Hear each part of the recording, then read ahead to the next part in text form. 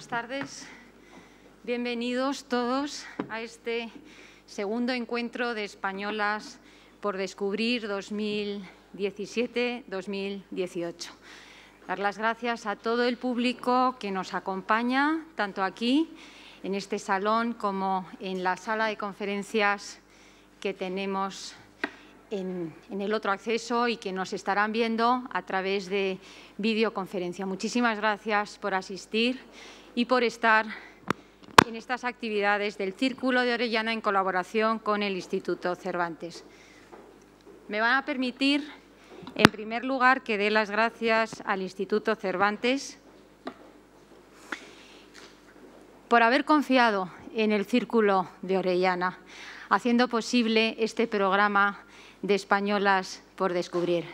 Gracias, Miguel. Te tenemos aquí en representación del Instituto Cervantes y por eso te doy las gracias, porque colaborar con el Instituto Cervantes es una gran responsabilidad para nosotras.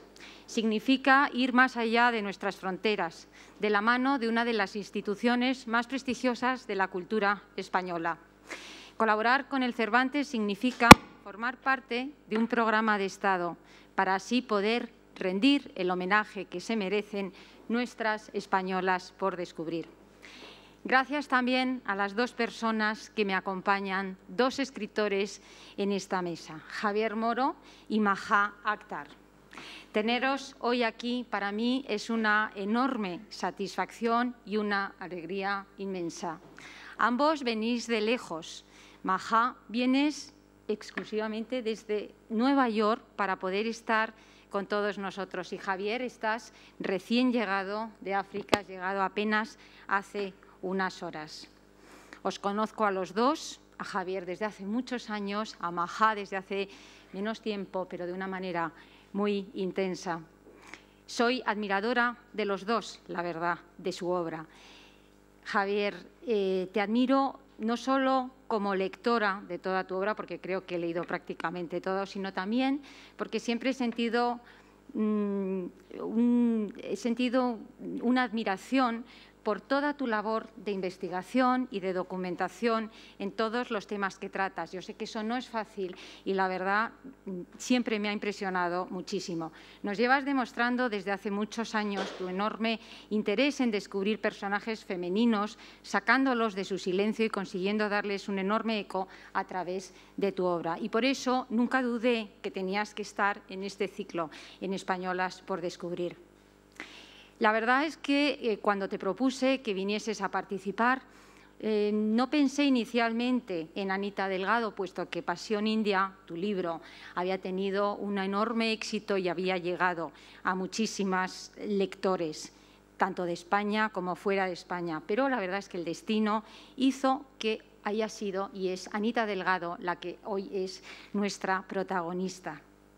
Porque cuando las orellanas, las socias del Círculo de Orellana, planteamos hacer este programa de Españolas por Descubrir, quisimos desde su inicio plantearlo como un homenaje a tantas mujeres que nos han precedido, siendo rompedoras, valientes, adelantadas, apasionadas. Y por eso nos planteamos hacer estos encuentros en homenaje y, al mismo tiempo, intentar traer a alguna persona de sus familias para poder compartir esos encuentros con nosotros.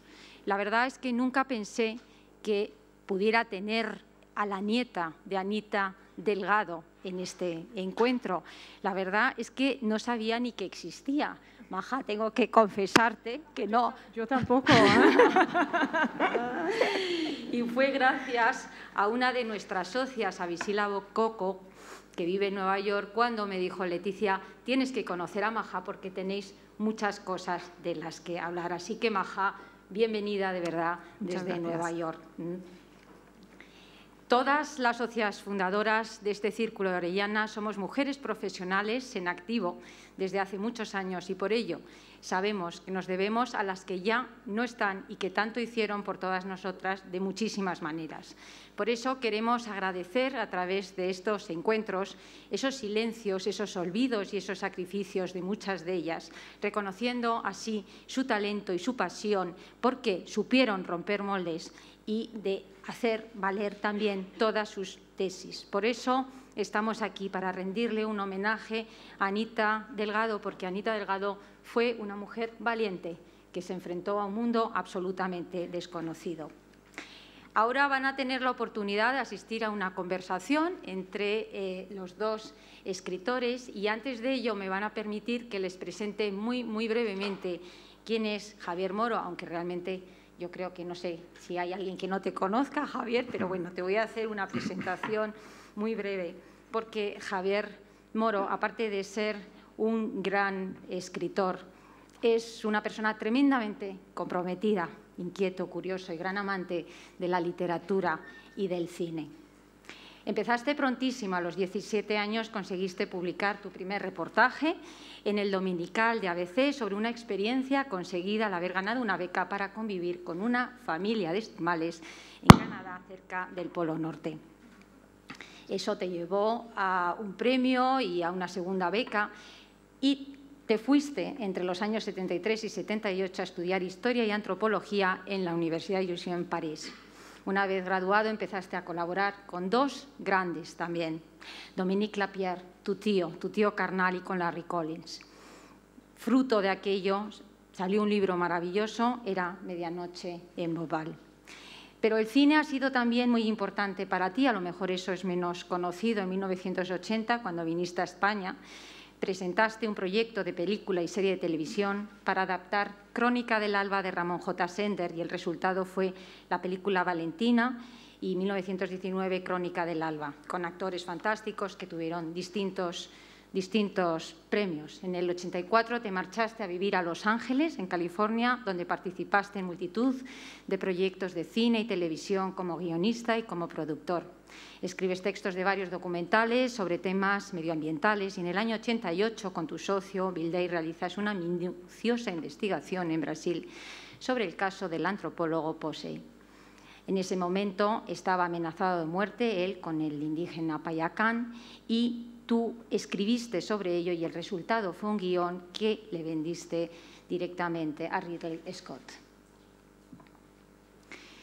En uno de tus viajes a Brasil te enteras que el líder sindicalista, Chico Mendes, es asesinado y allí Javier se desplaza hasta ese lugar del suceso y quedaste profundamente conmovido por todo lo que descubriste. A partir de entonces pasas largas temporadas en Brasil investigando y sacas ya tu primer libro en solitario, que fue Senderos de Libertad.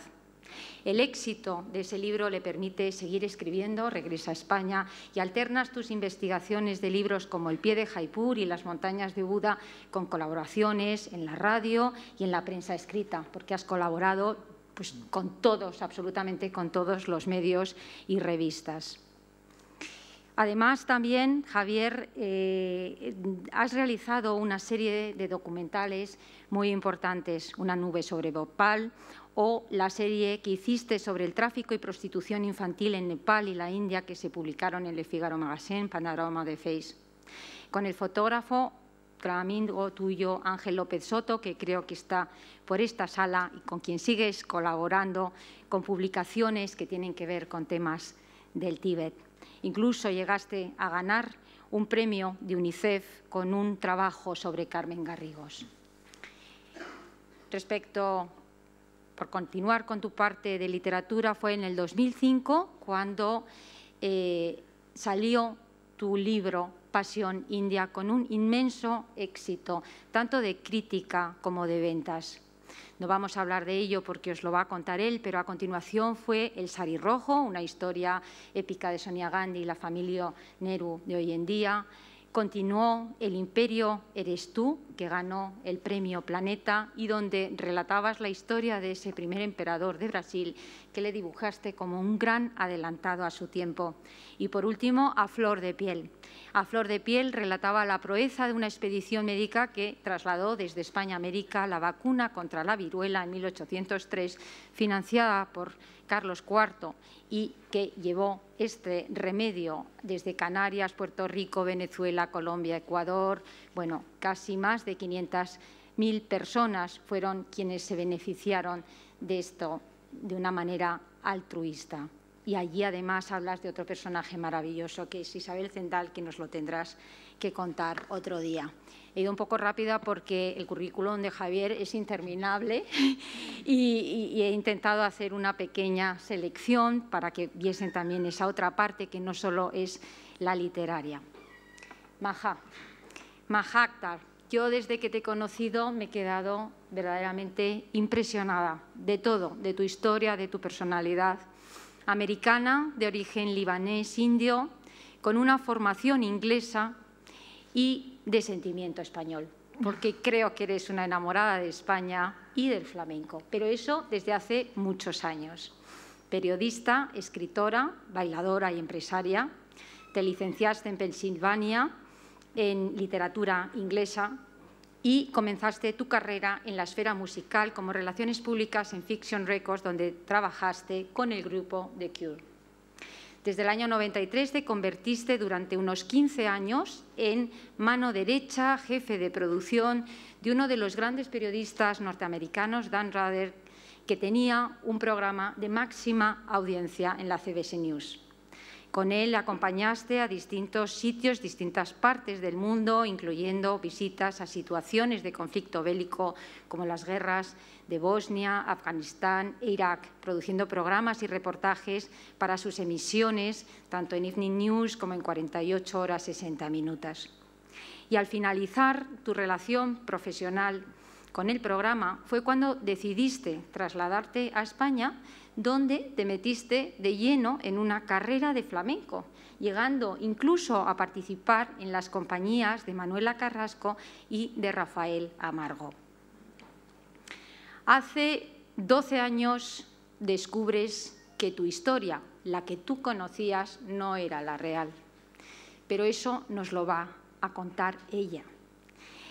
Cuando tú descubres esa historia es cuando tú decides escribir, porque como tú bien dices, heredar una familia no es lo mismo que criarse en una familia y por ello inicias una labor de investigación sobre tu origen y tu familia para tratar de entender muchísimos interrogantes de tu vida. Tienes la necesidad de escribirlo y por eso en el 2009 publicas La nieta de la Maharani.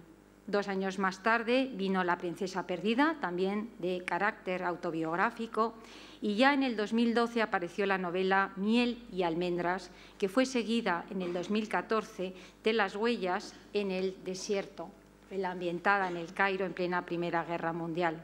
Tu última novela la acabas de presentar en el mes de mayo del 2017, Medianoche en Damasco. Es un thriller que está dedicado al terrible conflicto que se vive en Siria. Sé que tras descubrir cuál era realmente tu origen, quisiste escribirlo para rendir un homenaje a 3 mujeres esenciales en tu vida: tu madre libanesa y tus 2 abuelas, una libanesa y otra española, Anita Delgado. Muchas gracias. Yo creo que ahora ya es el turno de que les escuchen a ambos y empezaría por preguntarte, quizá 2 preguntas que voy a dejar ahí en el aire. ¿Cómo descubres, Maja? Cuéntanos que eres nieta de Anita Delgado, para luego ya, Javier, continuar con Anita Delgado. Bueno, pues muchísimas gracias por la introducción tan apasionante y tan cálida. Y muchísimas gracias a todos para venir y me perdonáis un poco el español que llevo una semana intentando de pulir, por eso he venido un poco antes a Madrid.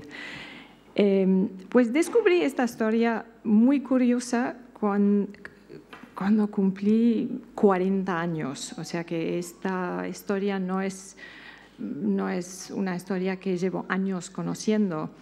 Y la descubrí por un tema muy, muy normal, quizás mundana, que es la pérdida de una hipoteca para poder comprar una casa en Sevilla.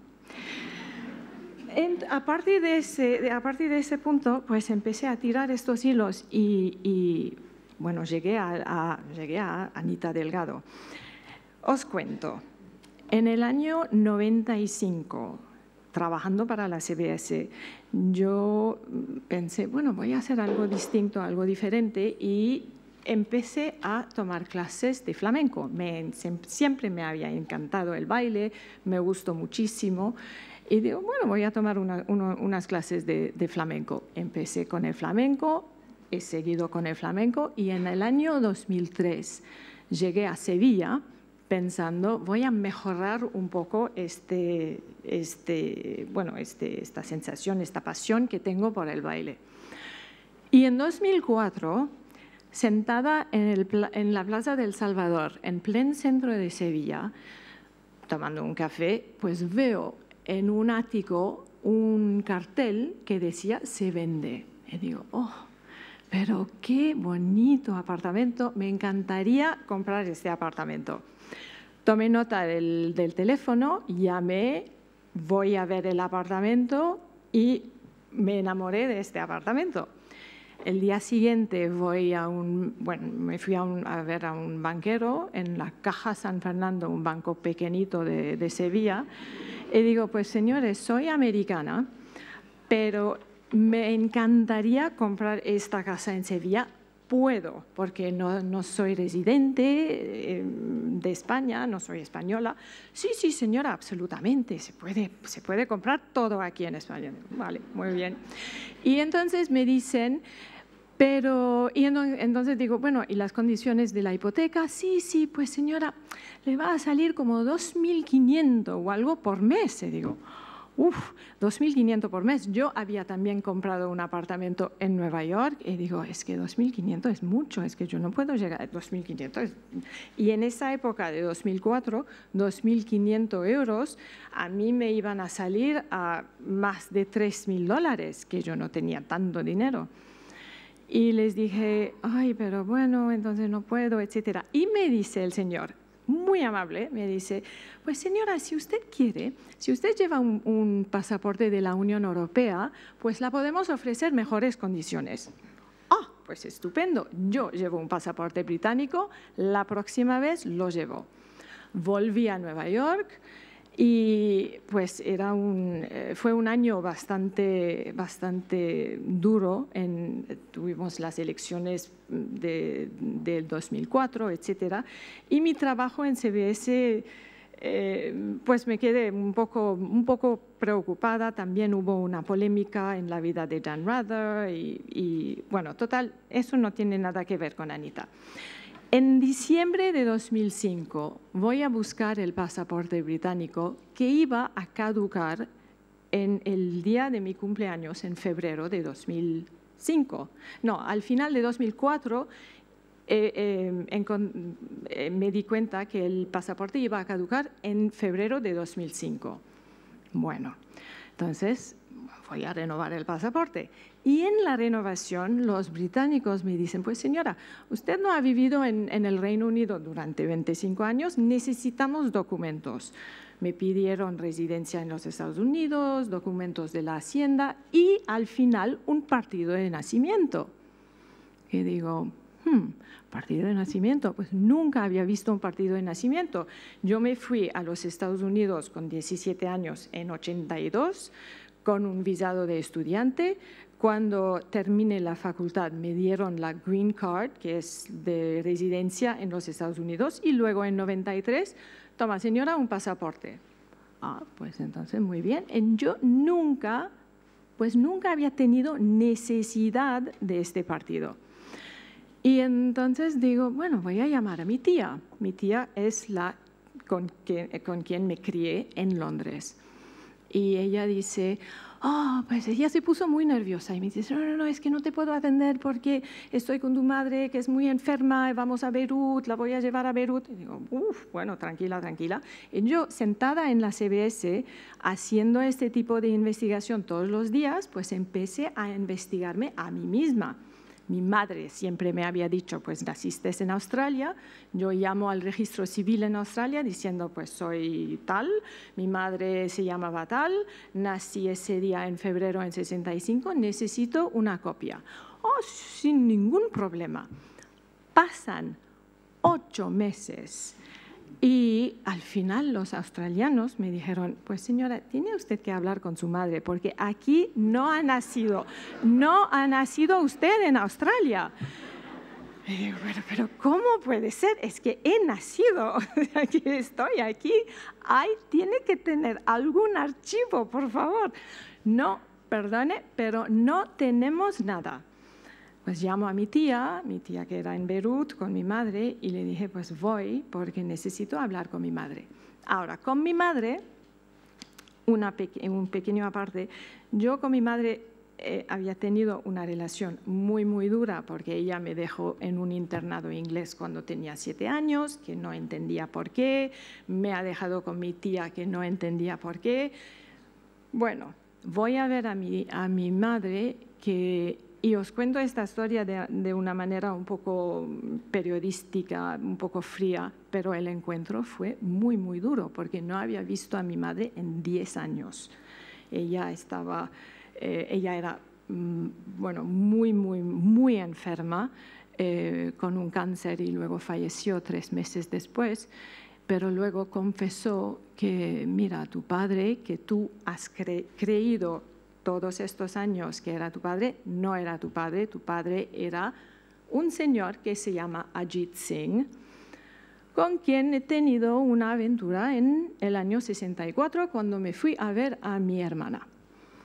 Bueno, shock total, evidentemente, porque yo en esa época tengo 40 años, yo no soy una niña que quizás hubiera podido aceptar un poco mejor, pero shock, rabia, tristeza, bueno, todas las emociones.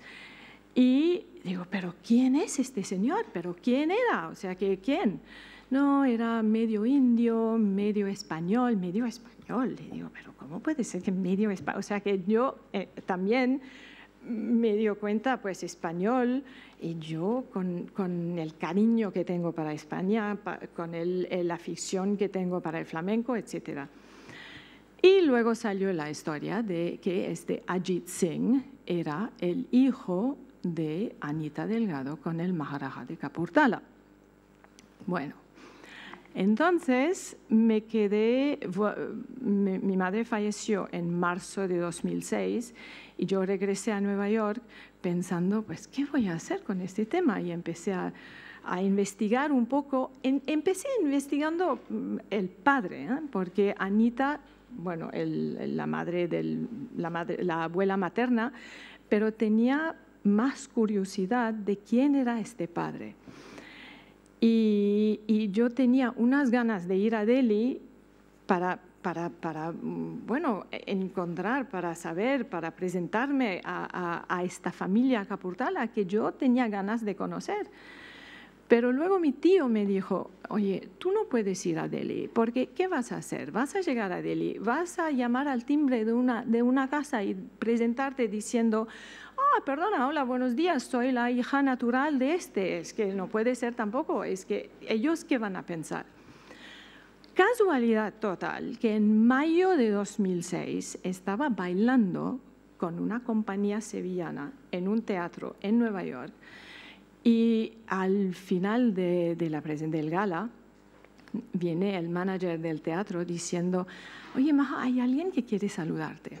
Pues fuera había un señor, un chico, un hombre joven, que dice, oye, que me encantó el vestido, la música, el baile, etcétera. Me gustaría invitarte a tomar un vino. Muy bien, pues vamos a tomar un vino. Y en la conversación sale, y yo le dije, pero a ti, ¿por qué te gusta tanto el flamenco? No, me encanta, etcétera. Y además yo tenía una bisabuela que era bailadora de flamenco. Digo, pues yo acabo de descubrir que yo tenía una abuela que también bailaba flamenco. Pues qué bien. Pues ella se casó con mi bisabuelo, que un indio. Digo, pues yo también. Ella acaba de hacer lo mismo. Y entonces pensé, y luego salió el tema y nos dimos cuenta que él era mi segundo primo. El hijo de Arun sería mi segundo primo. Bueno, mi primo segundo. Bueno, coincidencia después de coincidencia, él me invita a la India, me presenta a la familia Kapurthala y es que la emoción que sentí cuando él me presentó a su padre, su tío, que eran mis primos. Pero la decepción también que sentí, porque nadie podía describir cómo era este padre. Nadie me podía decir, pues tu padre cuando se levantaba, le tomaba su café, luego iba a su despacho. O sea que nada de su rutina, no había nada de su correspondencia. Y la verdad que me quedé con muchísimas ganas de conocer este padre. Unos años después, se pone en contacto conmigo un señor que dice, pues tu padre, Ajit, era el mejor amigo de mi padre. Oh, pues qué alegría, porque con él he empezado ahora una amistad. Él vive en Pune, entre Pune y Mumbai, y ahora es jubilado, pero es un ex médico, y él me dio unas fotos de mi padre, Ajit Singh, que ahora tengo aquí, que quizás les voy a enseñar. A ver, este es una foto de Ajit Singh en Madrid, en Los Toros, en 1959. Él está acompañado por la mujer de su mejor amigo. Ella se llama Juni.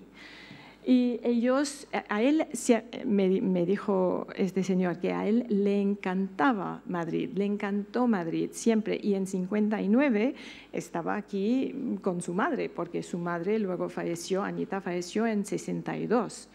Entonces, esta es una de las fotos, a ver si hay unas más. Sí, este es el padre biológico. Esto sería en los años 60. De ese no tengo fecha para este. Y luego, este también en Madrid, la mujer de su amigo Juni, que está vestida en el vestido negro, y luego al lado es la mujer del embajador de la India en Madrid en la época, y el hijo de ella. Y luego hay una más, sí, esto es en Mumbai, en la casa de su mejor amigo. Esto es también en los años 62, 63, 64, porque siempre Ajit Singh iba de Madrid o de Londres o de París y iba a Mumbai a ver a su amigo y luego a Delhi. Y entonces, bueno, esto es mi historia. Ahora, lo de Anita, yo creo que podemos hablar Javier y yo, porque es él el experto en Anita. No, estoy encantado de haberte oído de nuevo tu historia, que es absolutamente fascinante. Gracias a todos ustedes por estar aquí, gracias al Instituto Cervantes, al Círculo de Orellana por haberme invitado, y gracias por todos los que siguen con esta curiosidad que ha despertado el personaje de Anita Delgado, que yo creo que es una curiosidad inextinguible, que perdura siempre. ¿Por qué? Porque tuvo una vida que es un poco un arquetipo que nos toca al subconsciente. La vida de Anita Delgado es una vida de cuento, es un cuento de hadas. Y es verdad que lo que conocíamos en España de la vida de Anita Delgado era la parte de cuento de hadas. Niña bailarina de origen muy humilde encuentra a rico potentado asiático, se la lleva y ahí se convierte en princesa. Y ahí más o menos se acababa la historia, lo que sabíamos de Anita Delgado. Yo la primera vez que oí hablar de Anita Delgado fue por mi abuela, hablando de no sé quién, decía, es que es más rico que el marajá de Capurtala. Esto era un dicho que se decía en España. En la generación de mi abuela era conocida. ¿Por qué? Porque salían en el papel cusé de la época, en el Hola, que no existía el Hola, pero eran otras revistas sociales. La pareja del marajá y Anita Delgado salían todas las semanas. Y entonces despertaban pues, muchísima curiosidad. Y luego el asunto cayó completamente en el olvido. Yo después oí hablar de ella cuando un amigo mío llamado Félix Tussell, que había heredado de su padre la productora de cine más antigua de España, Stella Films, vino a verme y me dijo, mira, tengo aquí una serie de documentos sobre un personaje que seguro que te interesará, ya que a ti te interesa mucho la India. Y me aportó una serie de documentos valiosísimos que contaban mucho de la vida de Anita Delgado. Y me dijo, bueno, pues haz un tratamiento para hacer un guión de cine, yo me voy de vacaciones con mi familia a Kenia y a la vuelta seguimos hablando para hacer una película. Me pongo a trabajar en el tratamiento y el pobre Félix Tussell, en aquel viaje a Kenia que hizo con su familia, se murió de un accidente de coche. Total, que aparco el proyecto y me olvido de él. Años después de terminar la investigación para un libro que hice con Dominique Lapierre que se llamaba Medianoche en Bhopal, que contaba la historia del el mayor accidente industrial de la historia, me había quedado a vivir en Bhopal mucho tiempo, y tanto tiempo que yo necesitaba respirar un poco, salir de aquella pequeña ciudad, y los fines de semana me iba a Delhi. Y en una recepción conozco a una señora muy mayor, me acuerdo, vestida de verde, debía tener 95 años, y realmente tenía la piel transparente, las venas se podían ver, unos dedos finísimos, una señora elegantísima, que me dice, ah, tú eres español, entonces habrás conocido a la mujer de mi primo el Marajá. Y claro, entendí que me estaba hablando de Anita Delgado. Y dije, pues no la he conocido porque murió en el 62 y bueno, yo tenía poca edad. Pero entonces me empezó a hablar, pero me empezó a hablar de Anita Delgado no como de un cuento de hadas, sino me contó un hecho, que es el hijo que tuvo con su hijastro y todo el escándalo que eso había producido en la familia y en la sociedad india de la época. Y a mí se me encendió como una lucecita. Uno siempre está buscando historias que contar, cazando la buena historia. Y de repente me di cuenta que la vida de Anita Delgado ofrecía a un autor español la posibilidad de contar a través de los ojos de esta española todo un mundo que había llegado a su fin, que era el mundo del fin del Imperio Británico en las Indias, que era el mundo de los últimos marajás, porque ella realmente los había codeado, se había hecho amiga de ellos, la habían tratado y los había tratado a todos en un pie casi de igualdad. Entonces a mí lo que me interesaba no era ya la historia de hadas, lo que todo el mundo conocía.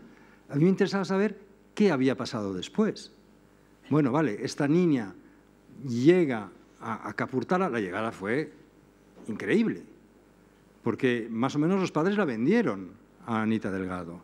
La vendieron porque estaba en un momento sin una peseta, era 1906, crisis tremenda, familia empobrecida, de repente se enamora, pero porque la ve en el Kursal bailar locamente el marajá de esta chica, y al día siguiente manda a su ayudante de campo con un ramo de flores que no entraba por la puerta a decir que quería casarse con la niña. Y claro, los padres decían, bueno, pero antes de casarse habrá que hablar, ¿no? Y la niña lo primero que hizo fue cerrar la puerta, dio un portazo. Dice, yo no, y mi honra, ¿qué es eso de...? Bueno, pues al final hubo una negociación, pagó 100.000 francos en la época, sacó a la familia de la miseria y se la llevó primero a París para educarla en el arte de ser princesa, donde tomó clases de todo, de protocolo, de idiomas, de equitación, en fin, todo, y luego a la India.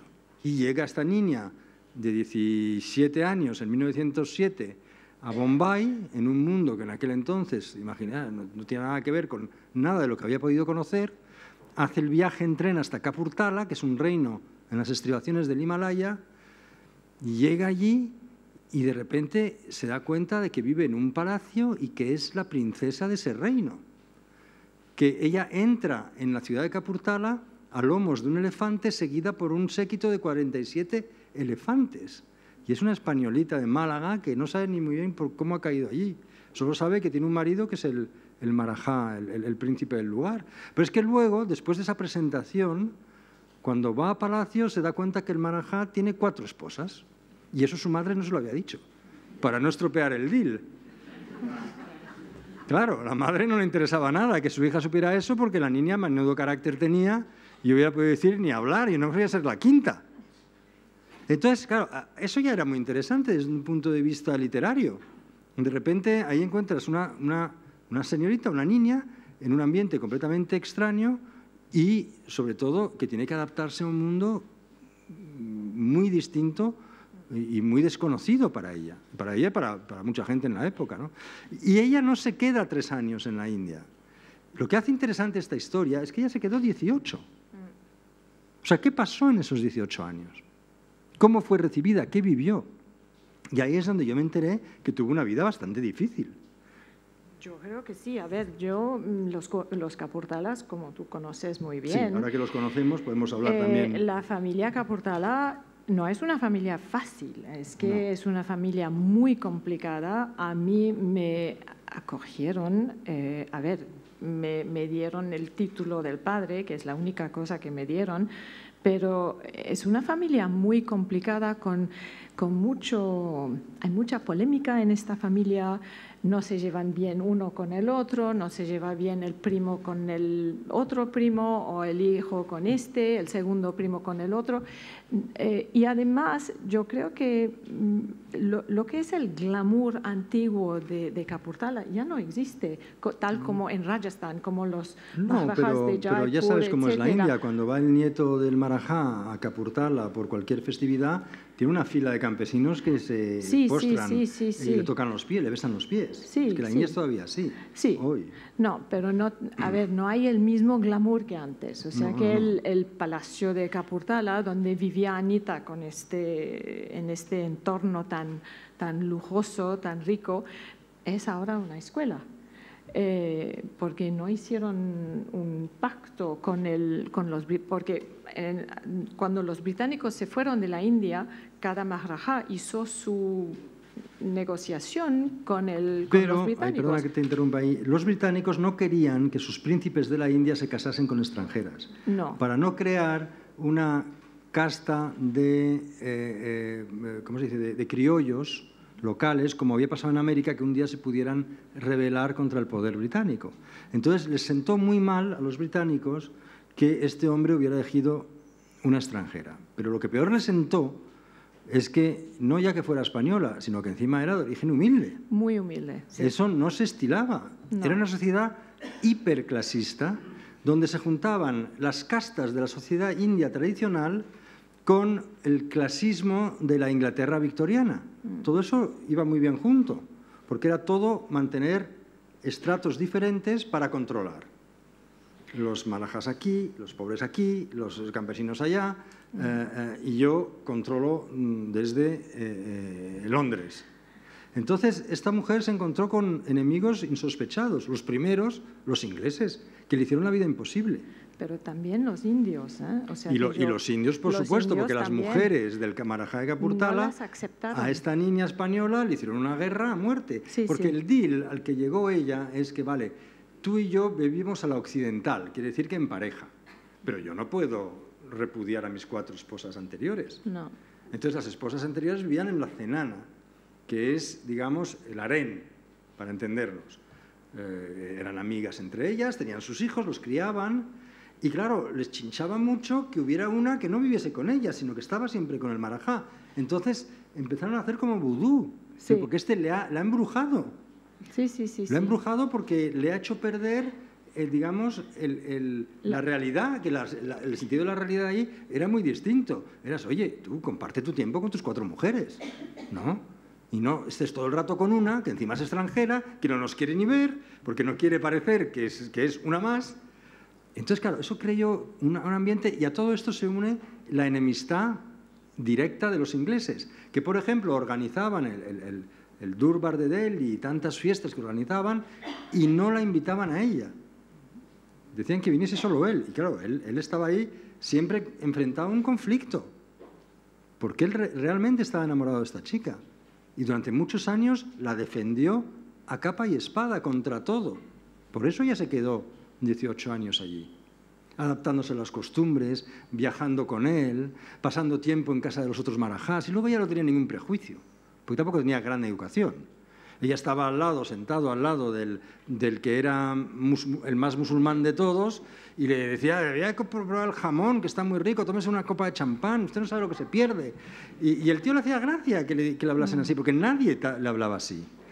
No me acuerdo, era el Nawab, el Nawab de Junagadh, ¿no? Que era tremendamente, ¿cómo se dice?, tradicional y religioso. Y ella se metió en ese mundo, y lo que es fascinante es poder contar ese mundo a través de los ojos de ella.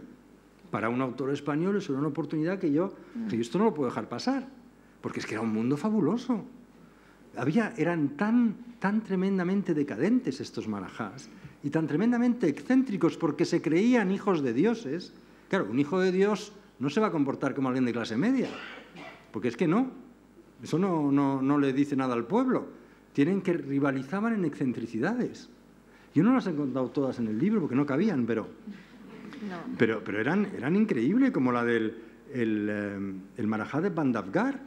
Este hombre llega a una sucursal de la Rolls Royce. A todos les encantaban los Rolls Royce en Londres. Y como va vestido a lo indio, pues un poco, digamos, así, una chamarra mal afeitado y tal, llega y prácticamente le echan de la tienda, de la, ¿cómo se dice?, la sucursal el concesionario de la Rolls.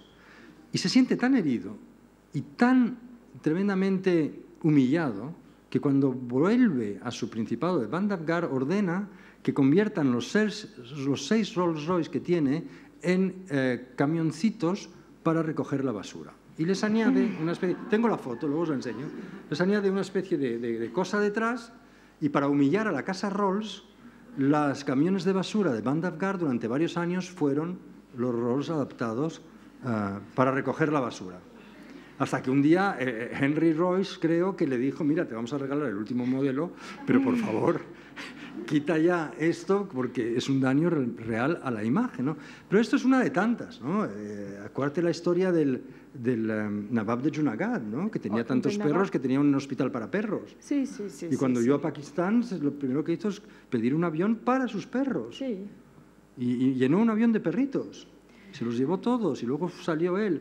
En fin, era un mundo tremendo. Era también el final de todo esto. Porque claro, en el año 47 llega la independencia y todo esto se acaba. Sí. Ya en el año 47 ella había tenido que salir. Ella había tenido una historia... Ella salió mucho antes, ¿no? De 47. Ella salió... ella estuvo 18 años y llegó en el 1907. Entonces, en los años 20 había salido. En los años 20 hubo un escándalo, se dice que se enamoró del hijastro del Marajá. Sí, o del primo. ¿Del primo? Bueno, el hijastro se supone que era. Vale. Ahí nadie se pone de acuerdo. Ahí es la familia. Pero bueno, tiene fue un escándalo opiniones. que salió hasta en la prensa francesa. Sí. Y a partir de ese escándalo la cosa ya pues se fue agriando entre el Marajá y ella hasta que se separaron. Realmente su posición llegó a ser insostenible ahí dentro en la India. Y salió de la India, vino a Madrid, estuvo viviendo en la calle Marqués de Urquijo 24, en un pisazo que le puso el Marajá durante muchos años. Tuvo como amante a su secretario, no tenía que decírselo al Marajá, nadie tenía que enterarse, porque si no temía que no le mandase la pensión. Y tenía una casa estupenda donde había un salón turco, un salón indio, un salón japonés. De hecho, en el salón chino de su casa tenía unos muebles que yo pude comprar uno a los descendientes de Anita Delgado como recuerdo de la investigación, y vivió tranquilamente muchos años, pero ella en el fondo siempre fue una marginada, por haber nacido pobre y por haber nacido española, pero sobre todo por haber nacido pobre. Ella no fue aceptada por los ingleses, no fue aceptada por la sociedad india en la que se casó y tampoco fue aceptada por la Iglesia Católica, de la que ella era totalmente devota. Ella casi pierde a su hijo en el nacimiento y casi pierde la vida, y para agradecerle a Dios la aventura de haber podido salvar tu abuelo, tu padre, tu padre, Ajit. Sí. La vida, cuando nació Ajit, ella casi se muere. Y para agradecerle que haber sobrevivido, manda hacer por la Casa Cartier un manto maravilloso que regala a la iglesia de Málaga, en honor de la Virgen de la Victoria. Y les llega ese manto a los de la iglesia de Málaga y deciden no sacarlo nunca. ¿Por qué? Porque esta se ha casado con un hindú. Entonces no puede ser católica. Y ella nunca renunció a su religión, porque en eso los hindúes son muy abiertos, no nos obligan. Ella no se hizo sikh como su marido. Ella mantuvo su fe hasta el final de su vida. Y cuando murió, no querían enterrarla. Y estuvo el cadáver más de 7 días en la morgue, esperando una autorización, porque no querían enterrarla, porque decían que no merecía un entierro católico. Y fue el hijo, Ajit, que se lo peleó. Sí. Y eso a mí me contó este amigo que ahora tengo en Mumbai, que le dolió un montón, o sea que estaba sentado al lado del cuerpo de su madre durante 7 días hasta que vinieron y antes que dieron el permiso de que se puede enterrar. Fue marginada hasta después de su muerte. Sí. Esa fue la tragedia de esta mujer, que en el fondo estuvo en todos los saraos, en todos los ambientes sociales de la época, moviéndose con toda naturalidad, pero nunca aceptada. Siempre era, como se dice en francés, una parvenue, una considerada, una aprovechada de la situación, o que dio el braguetazo. La pobre no dio ningún braguetazo, si es que vino el hombre y le sacó del cabaret Cursal, donde ella ni siquiera era bailarina, era telonera. No. Ella hacía el juego de baile. Ni flamenco, o sea que no bailaba flamenco tampoco. Ni siquiera bailaba flamenco, pero tenía, lo que sí sé, y por la investigación y por lo que decía la cosa, tenía muchísima gracia. Era una andaluza salerosa madrileña, con mucha gracia, malagueña, con mucha gracia, con mucho desparpajo, muy natural. O sea, el encuentro que tuvo con el hombre entonces más rico del mundo, que era el Nawab de Hyderabad, que cuento en el libro, fue maravilloso también, ¿no? Cuando el Nawab era tan rico y tan tacaño, que no dejaba que hubiera mucha luz, no se veía nada en su palacio, porque decía que gastaba mucho, ¿no? Era tremendo. Y conservaba su dinero en fajos de billetes que las ratas se comían todos los años, por la humedad, pero no confiaba en los bancos.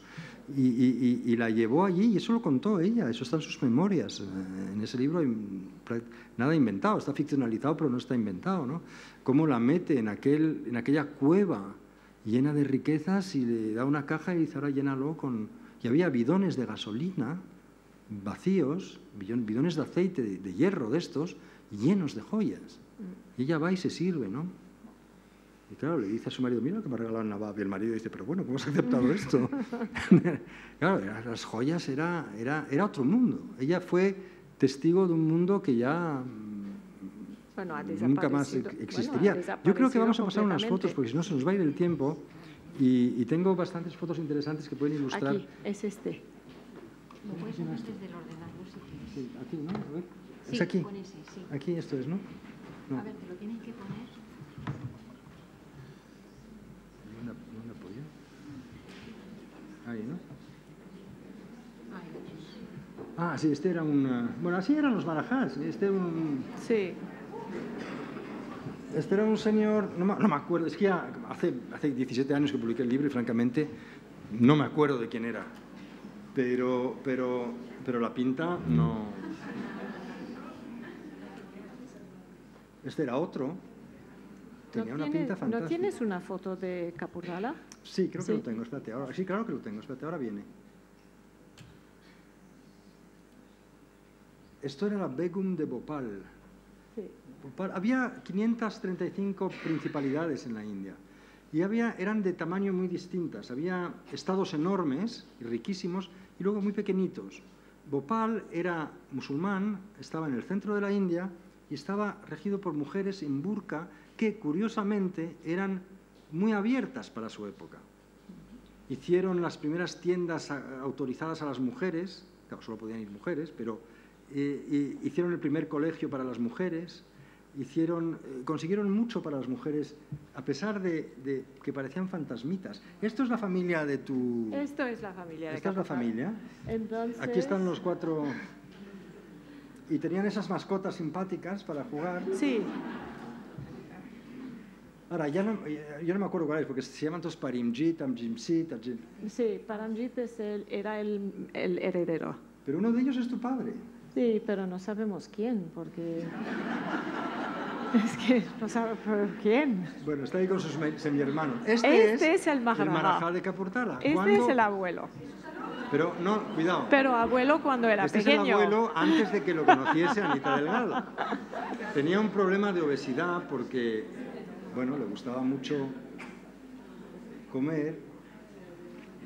No era muy guapo, ¿eh? A ver, no era tan guapo. Y cuento la historia del aparato que le hizo el ingeniero civil para que él pudiera pasar su primera noche de bodas con su primera mujer. Porque era tan grueso que había un problema ahí de qué hacer y cómo hacerlo. Sí, físico.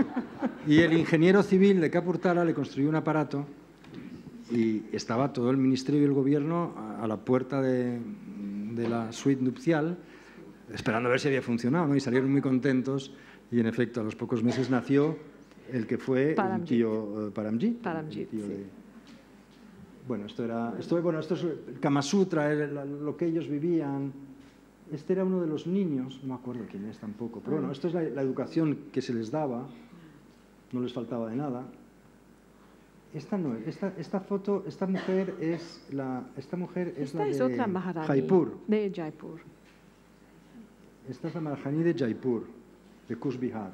Aquí está el Maharaja de Kapurthala, gordito pero ya menos, porque a los 19 años empezó a adelgazar, jugando al tenis. Le gustaba mucho el tenis, era el más abierto de todos. Viajaba por Europa, tenía interés y había invitado al jugador de tenis, que no es Lacoste, pero era uno de los primeros, creo que era aquel que tiene el bigote. Era también muy francófono, ¿no? Sí, era francófilo, sí. Era francófilo era francófilo porque los ingleses le fastidiaban, no por otra cosa. Esto era su cumpleaños, entonces en la fiesta de cumpleaños se pesaba un ministro y el equivalente en oro se entregaba a la población. Se hacía un regalo. Esta es la famosa tiara de Kapurthala, con la famosa esmeralda esta, que yo creo que ha acabado subastada aquí en España hace unos años. Sí, a Christie's, ¿no? En Christie's. En Christie's. En Christie's, sí, o aquí, no lo sé. Pero esta acabó aquí. Y este es el famoso collar Cartier de Kapurthala. El amor por las joyas era absoluto, porque además a ellos le daban propiedades curativas. Esto es una de las tantas maneras de divertir a los niños. Como veis, tenían flotas de coches para niños. Es que rivalizaban con los Rolls de los mayores o los Hispano-Suiza. Y ahí está el conductor. Y esto era la manera en que ellos utilizaban los Rolls Royce. Esto era una manera también... parece mortuario, pero no lo es, ¿eh? No, este era un coche para las mujeres. Para transportar a las mujeres, que tenía unas cortinillas que se podían bajar y mantener como un coche en burka, vamos. Sí. Un modelo burka. Un Rolls Royce burka de aquel año. Hubo una leyenda también, bueno, no una leyenda, una historia de amistad entre Anita Delgado y la mujer del diseñador de la efigie de Rolls Royce. Y este es el famoso coche transformado en coche de basura de Maharaja de Bandhavgarh. Esto fue el orgullo de Bandhavgarh. Y esto era, las cacerías de tigre, era el rito de paso que tenía que cumplir cualquier joven para considerarse un hombre si no habías matado un tigre. Yo entrevisté a uno de los Maharajas, no me acuerdo cuál, hijo de un Maharaja, que me contó, yo es que cacé mi primer tigre sin salir de mi habitación. Estaba en la habitación, lo vio y ¡pam!, lo disparó. Estaba pobladísimo de tigres en aquel entonces la India. Y era el animal, digamos, por excelencia, el animal más aristocrático. Esta es Anita Delgado cuando el Nawab de Hyderabad, el hombre más rico del mundo, les invita a pasar un fin de semana y le pide, por favor, quiero que me hagas un favor, que te vistas de mora para mis esposas. Porque el Nawab de Hyderabad era musulmán. Y entonces ella estaba un poco en un conflicto, porque su marido se iba allá, quería irse, y le pedían este favor. Entonces ella accedió a vestirse de mora para la diversión, digamos, de las mujeres de la cenana, las mujeres musulmanas del Nizam de Hyderabad. Y hizo esa famosa foto. Y este es Patiala. Este es Patiala. Este es Patiala, y rivalizaban. Patiala era un estado mucho más grande y, en consecuencia, el Maharaja era mucho más excéntrico. Y mucho más rico, Patiala. Y mucho más rico. Un inglés que fue a trabajar al palacio de Patiala un día contó 56 cochecitos de niños aparcados en la entrada del palacio. Este hombre tenía obsesión por el sexo. Hizo venir de París médicos especializados en todo tipo de concocciones y tal para, digamos, refortalecer su energía sexual, y murió, bueno, estalló el corazón, claro, antes de cumplir los 40 años, reventó porque tenían, no me acuerdo ya el número de mujeres, pero está todo en el libro, no me acuerdo cuántas.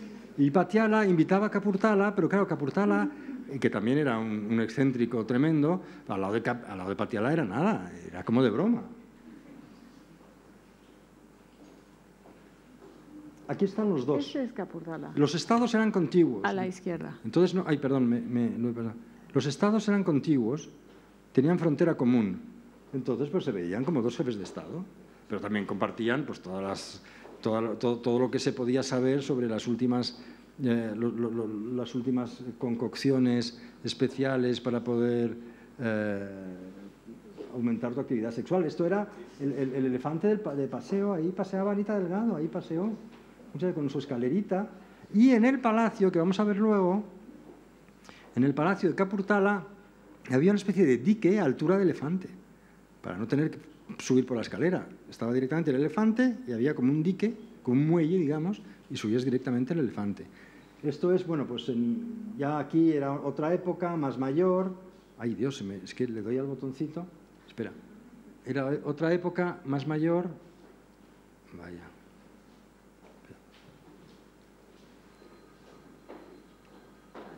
Y aquí es cuando probó volar en avioneta, eran los primeros aviones en la India. Esto era el palacio. Entonces, llegaba en tren y iba toda esa comitiva a recibirles cuando venían de Europa. Y el cuarto de Anita estaba en el segundo piso, ahí arriba. Y abajo, ahí detrás, más allá, estaba el andén de elefantes. Y ahora es una escuela militar. Este es el palacio, en un día de gala. Y este hombre lo copia de un palacio francés, de Versailles, ¿no? Sí, de Versailles, ¿no? Va a Versailles y dice, quiero que me hagan esto. Y se lo hacen. Pero es sí, es Versailles. Y es una pena porque, claro, Sí, hoy sí. lo ves, los muebles están todos cubiertos de telas blancas, hay una capa de polvo así, pero todavía hay muchos objetos interesantes, hay objetos donde ves las iniciales de la familia. Entonces, era un hombre que también, pues, muy por el progreso, y quiso traer el alumbrado público a Kapurthala. Y esto es la magnífica aportación ultramoderna que hizo la ciudad de Kapurthala, que ahí se ve el primer alumbrado público en la avenida principal. Hoy es exactamente lo mismo, Sí. pero con muchísima más gente. Sí, sí. Pero es lo mismo, como si nada hubiera cambiado. Y esto eran los durbar, las sesiones de gobierno, Corte, sí. que tenían, donde se sentaba la gente y exponían sus casos, y él hacía como de tribunal y daba a unos lo que pedían o no, o se dirimían los asuntos de los vecinos y los asuntos de Estado. Esto es con Lady Curzon, con la virreina, en una de las visitas a Kapurthala. Esto es también uno de los paseos. Esto era en el Durbar de Delhi, cuando los ingleses hicieron una enorme fiesta para la inauguración de Nueva Delhi, la nueva gran capital del Imperio Británico en las Indias. Y como no había construcciones para tantísima gente, porque venían marajás de toda la India, hicieron una especie de ciudad de tiendas, que eran lujosísimas, por cierto, para la celebración. Y era un lujo inconcebible en nuestros días, ¿no? Y esto es lo que Anita Delgado pues vivió, porque ella, pues sí, paseaba en elefante, salía. Esto es el virrey y la virreina de la India en el Delhi Durbar. Estos son ellos en las cazas de... Bueno, es la vida aquella. Esto es una escalera especial para bajar del elefante de una manera más cómoda. Este es el Durbar de Delhi de 1911. Aquí asistió Anita con el Marajá. Y los ingleses no querían que ella fuese a esa... Esto fue también lo mismo. ¿Ves aquí? Este es uno de los documentos que descubrí están en Inglaterra, en el British Museum. Y aquí pone... Relaxation of the general orders regarding the recognition to be accorded to the wives by mixed marriages of ruling chiefs in the case of the Spanish wife of His Highness. Fue un problema de Estado lo que creó esta mujer. Creó toda una literatura entre los funcionarios del Imperio Británico por el problema que se les planteaba. ¿Qué pasa si ahora cunde el ejemplo y todos se casan con porque les gustaban mucho las europeas. Era un signo de estatus conseguir una europea, en muchos sentidos, ¿no? Esto es... esta no me acuerdo cuál es la sala, pero no sé si es la del tren, la del Marajá de Gwalior. Gwalior tenía un comedor enorme y había construido, porque era muy amante de los trenes, un tren de plata miniatura que todavía existe y se puede visitar. Y entonces él estaba a los mandos de ese tren. Y tú pedías una copa, tú querías un gin tonic, te servían el gin tonic en el trenecito que se paraba en la altura donde tú estabas. Cogías tu gin tonic y el tren seguía con sus bebidas hasta otro sitio donde otro lo paraba, se servía. Y un día, cuando visitó la reina de Inglaterra a Marajá de Gwalior, hubo un problema con la electricidad y el tren salió volando.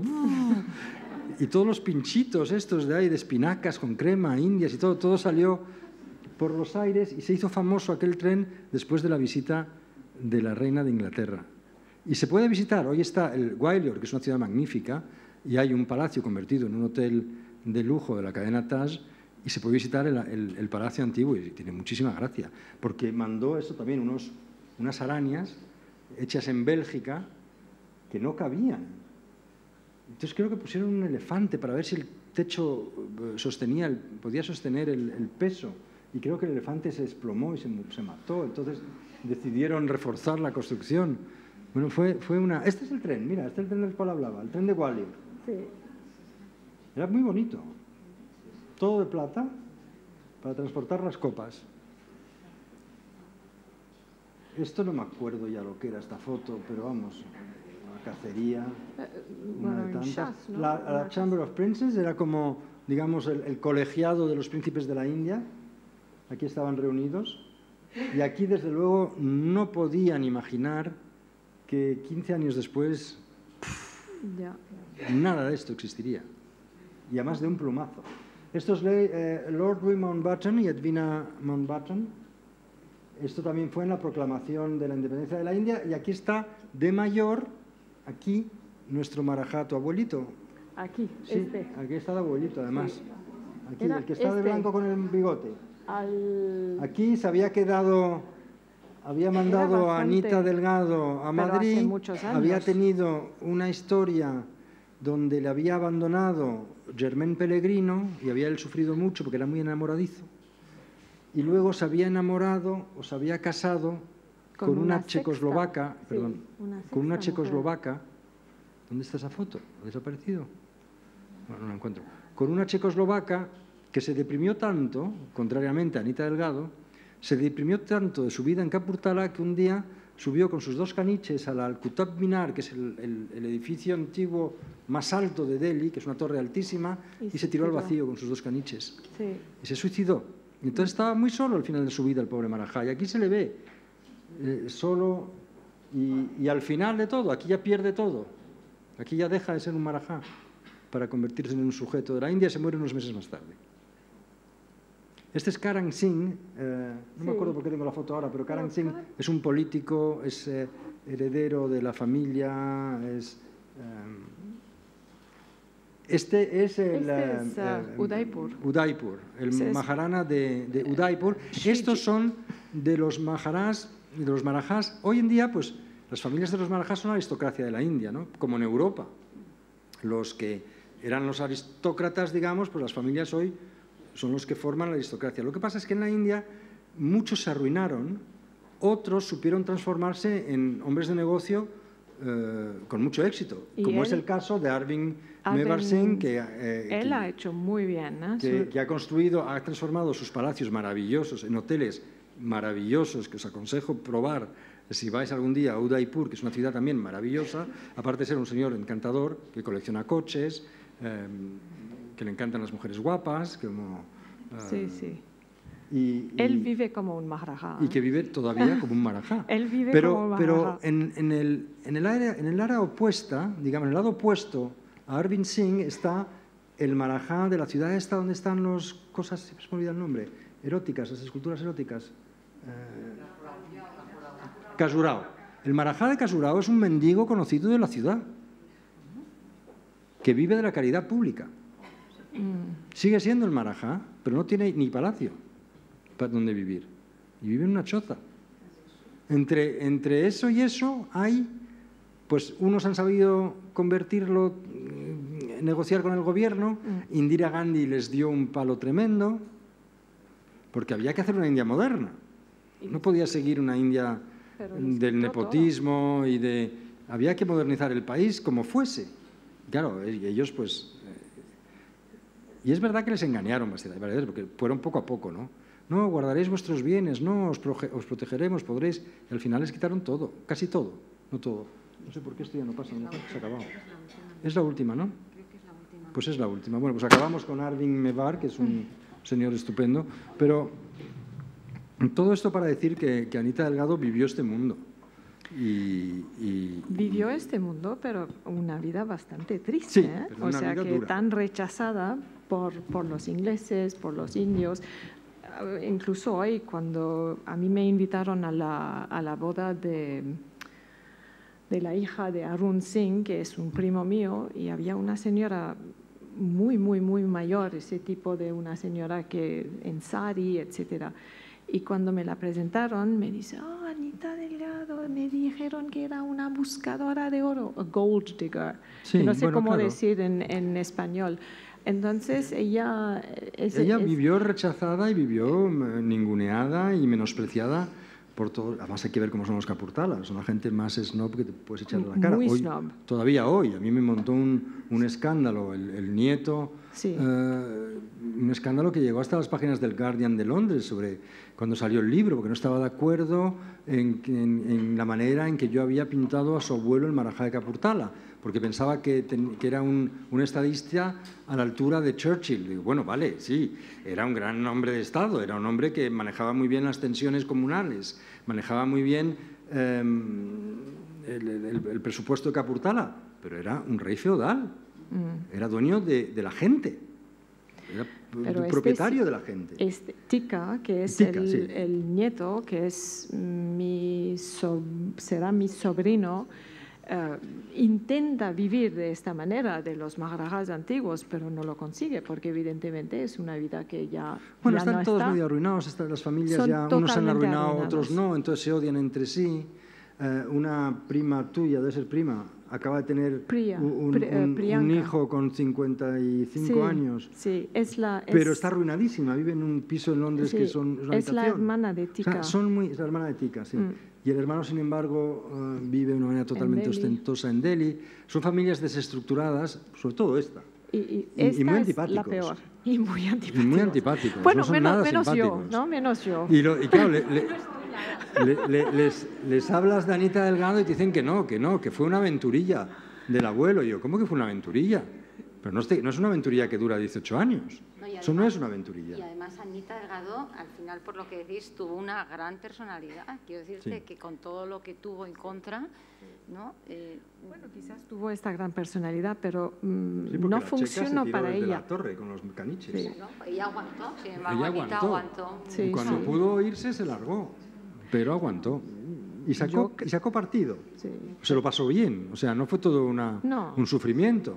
Se lo pasó bien mientras que tenía el amor de él. Sí. Claro. Cuando eso se empezó a resquebrajar es cuando ella también se empezó a decir, ¿qué hago yo aquí? ¿no? Ya tenía un hijo. Porque ya. él la protegaba muchísimo, pero después no tanto. Y cuando todo el mundo empezó a hablar de ella, y él también... Es que claro, él duró lo que duró el enamoramiento, Sí. y duró bastante en ese caso. Pero claro, luego la presión era muy fuerte. Sí. Los ingleses, claro, si venía con ella no la aceptaban. Sí, sí. Entonces a él también lo marginaban. Totalmente. Y como no era de los marajás más poderosos, pues eso también eso agrietó, hizo mella en la relación. Entonces, pero fue una historia muy bonita porque duró esos años, ¿no? Esos años maravillosos donde ella pudo ser testigo de un mundo que se acababa. Por cierto, el hijo también vivió una vida bastante solitaria, Javier, que según lo que a mí me dicen, vivía aparte de sus medio hermanos, que no, la verdad que no quería nada que ver con El hijo, ellos. yo sé que le gustaban mucho los toros, porque discutía con la madre, Sí. Anita, que no le gustaban nada los toros, a pesar de ser andaluza porque se había hecho medio india en eso de las vacas y proteger los toros. Y no le parecía que pero no. esta foto, pero el era hijo, una foto, el hijo le venía encantaba. aquí a San Isidro, le gustaban los toros y el fútbol. Vino aquí a los mundiales del 82, pocos meses antes de morir. El fútbol, los toros, fumaba muchísimo. Sí, y el polo. Y trabajó también como agregado cultural de la Embajada India en Buenos Aires y en no sé qué sitios y en más. China, en Pekín o Shanghái. Y decían que era gay, entonces ya no sé cómo. Eso lo decían, pero he nacido yo, así que no sé si era tan gay.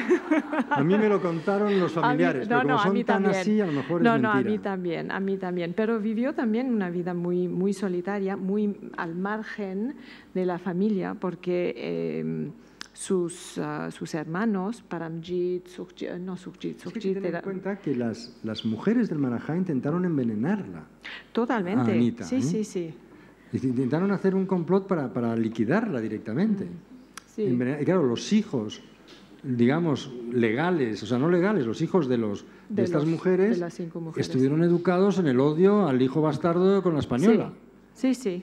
Entonces este hombre también heredó de su madre esta especie de sentimiento de estar marginado, de no pertenecer del todo al mundo en el que él había nacido, ¿no? Y entonces los primos míos, que bueno, la generación mía, pues no ha podido describir cómo era Ajit Singh, porque no lo conocieron. Al final no sabían nada de él. Es solamente a través del hijo de este amigo que al final he podido saber un poquito más de cómo era, pero le encantó también ir al cine, los coches, etcétera. Un hombre normal, corriente, bueno, quizás gay o, bueno, bisexual. No lo sé, no sé. Eso me dijeron. Eso también a eso mí me aseguraron a mí también. los herederos que entrevisté en Nueva Delhi y me enseñaron el cuarto donde él se quedaba en Delhi con todos sus objetos y sus cosas y todo. Que ya no existen, o sea que él también me dijo, este amigo suyo, que tenía una colección de discos de jazz impresionante que ahora en Kapurthala no lo tienen, ni Tika ni nadie de estos lo tienen. Y no sé dónde ha ido, pero y ellos venían a España. Anita venía mucho a España con el Marajá. Sí. Y claro, aquí ella siempre contaba, era Alteza, ¿no? Empezaban las entrevistas por Alteza y qué tal su vida y tal. Ella nunca contó lo mal que lo pasaba, a veces. Lo dejaba entrever de vez en cuando.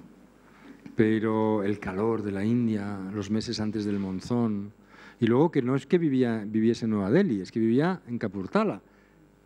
Que es como, no sé, Soria de la India, está lejos, es la cerca India de las profunda. montañas. No, es la Con India todos mis profunda. respetos para Soria, pero quiero decir que no era un centro de... Entonces la vida social pues era muy limitada también. La vida muchos social, periodos de soledad. Sí. Y la vida social y mucha intriga. En el palacio rodeada de esta gente que la odiaba. Y sí, y sentirse odiada constantemente. Y con miedo. Sí. Yo creo que, bueno, podríamos estar horas con vosotros, pero yo creo que ya que les tenemos aquí, podríamos iniciar un pequeño turno de preguntas, porque igual hay alguien en la sala que le apetece hacer alguna pregunta, ya que tenemos aquí a Maja y a Javier. No sé si hay alguien. Sí, allí hay, es que no veo.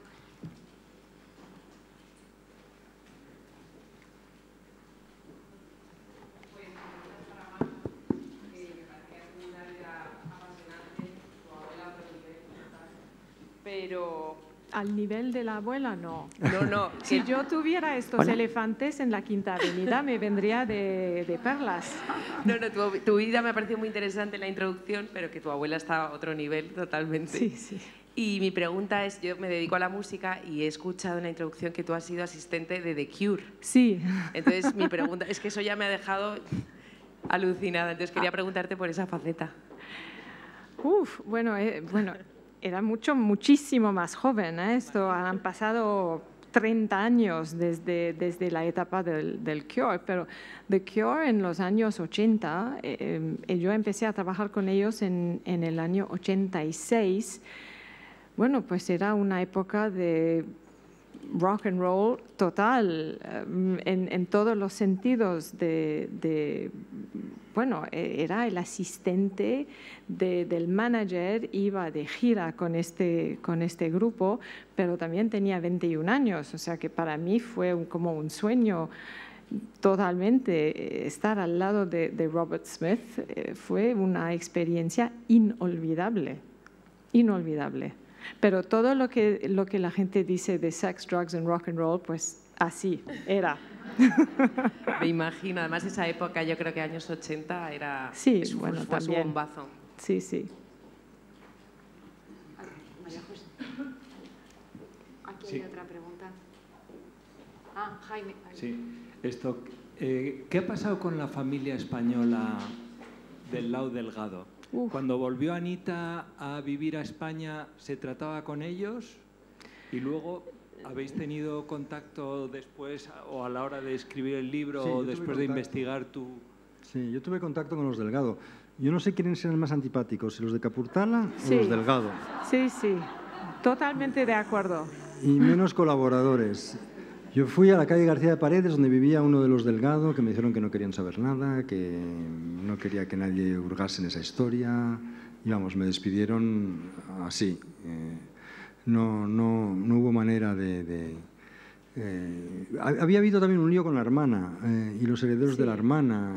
Pero la hermana se casó con un americano, Con un ¿no? americano, sí, pero luego los hijos de la hermana... Yo no sé, lo que había ahí un follón familiar enorme. Yo metí así el dedito y salí como escaldado. Y realmente no colaboraron en nada conmigo. Con quien sí colaboraron fue con otra escritora, amiga mía, además, Elisa Vázquez de Gay, que publicó un libro sobre Anita Delgado basado en los documentos que Victoria... ¿Quién era Victoria? Victoria era la hermana.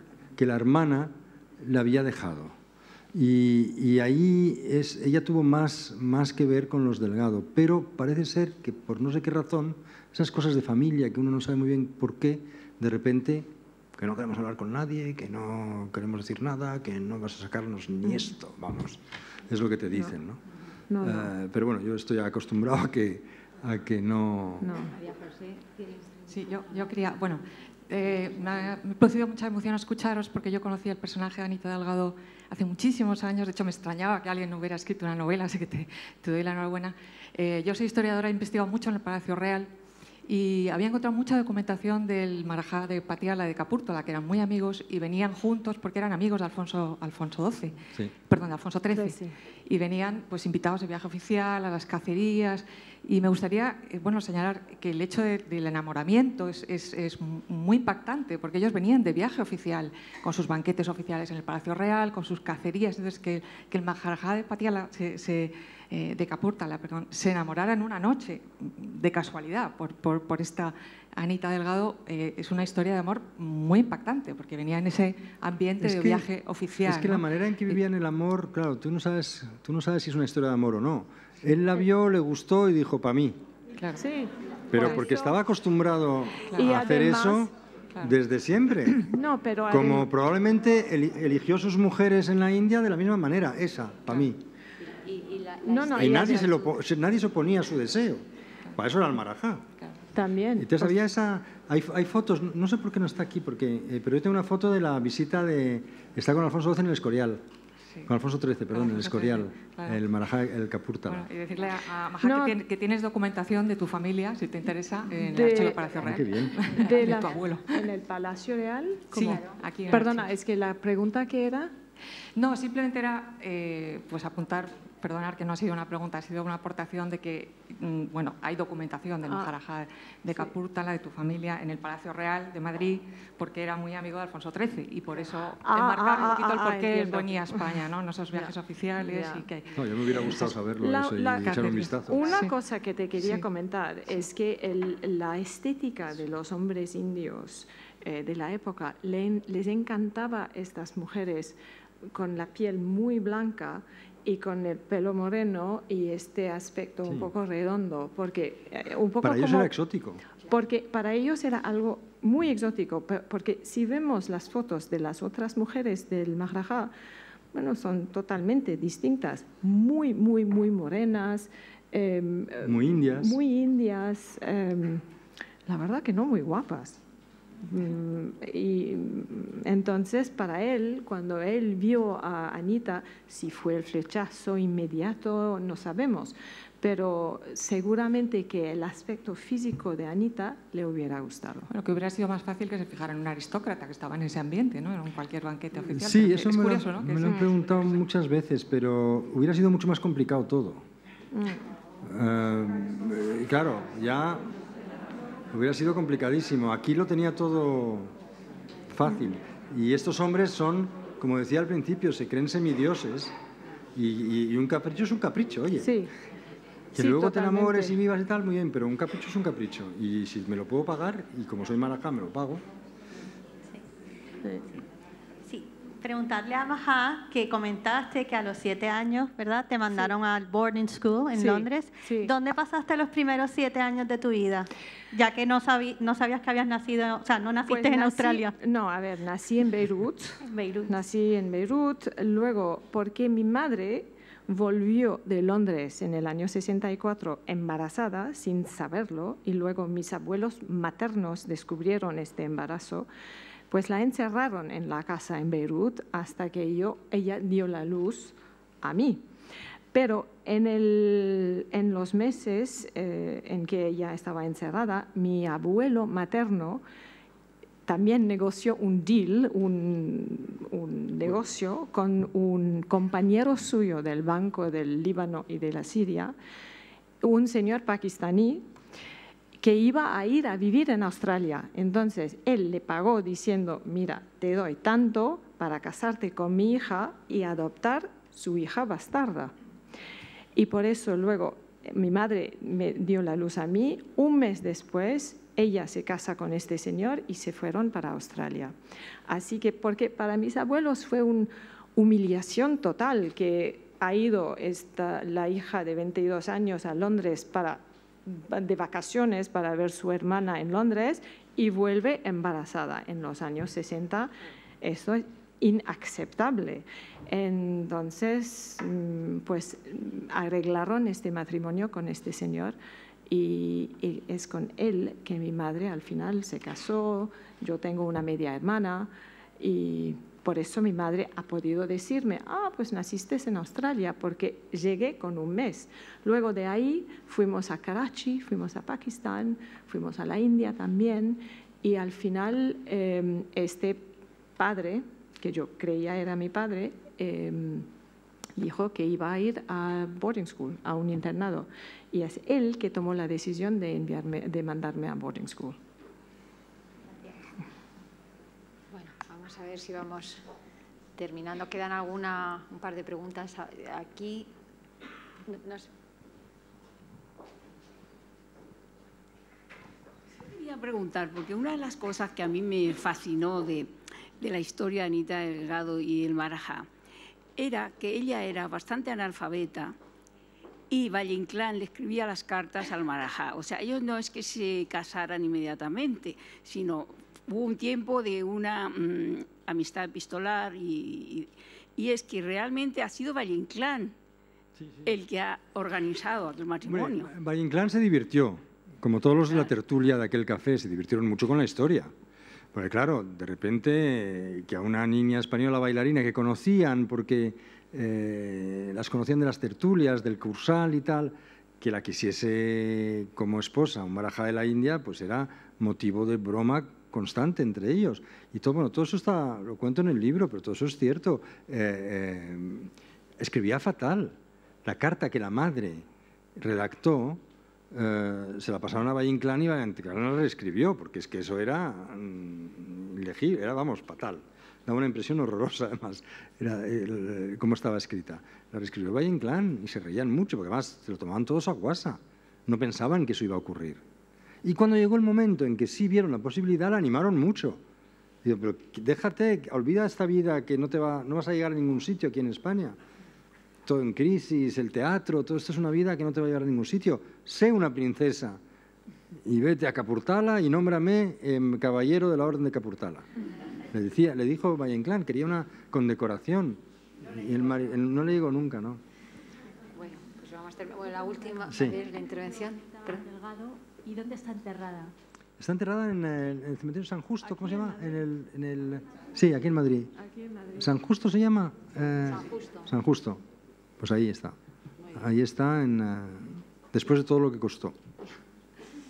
Bueno, pues muchísimas gracias a Javier Gracias a Moro vosotros. y a Maja por venir para participar en este segundo encuentro. Agradecer también al Instituto Cervantes una vez más esta maravillosa sede en la que podemos celebrar este programa de Españolas por Descubrir.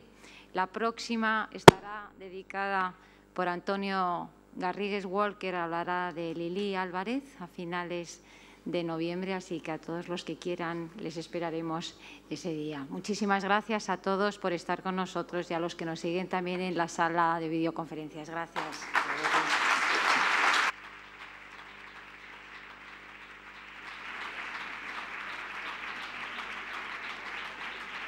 Gracias.